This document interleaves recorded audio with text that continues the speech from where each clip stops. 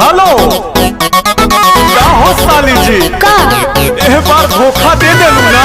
आयो दादा इस बात बता फिर क्या हुई? ए जीजा मजा आई।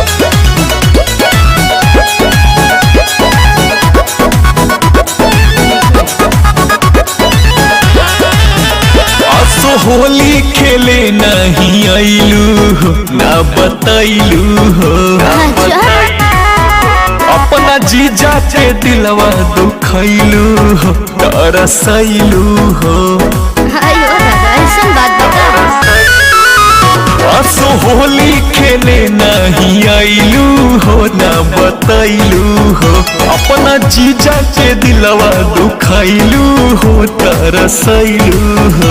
असो बाटे का तेज बाटे बोला असो बाटे पूरा तो यारी जीजा तो यारी जीजा सही में? तो बुलेट में से ओए हो ससुरा जीजा नहीं आई बहुत तो सुन जही बगारी जीजा तो बुलेट में से ओए हो ससुरा जीजा।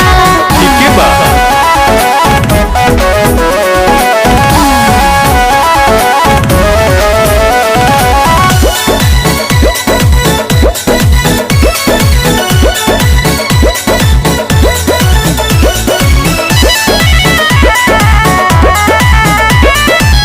एही जे होली मनई हो कलर में कलर मिलई हो मिले के हमरो त मन बाटे सही में? जीजा न बतिया भूलई हो ए जीजा जी जरूर याद रखिएगा। हाँ सुना एगो तू ही तो बारू हमार साली फेवरेटी हो।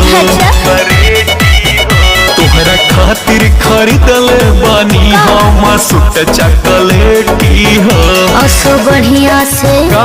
असो बढ़िया से बोला? असो बढ़िया से होई खातिरदारी जीजा हाँ। खातिरदारी जीजा सही में? तो बोले तबे से आई हो ससुरारी जीजा बाटे दीदियों के मन अब के बारी जीजा तो बोले तबे से आई हो ससुरारी जीजा।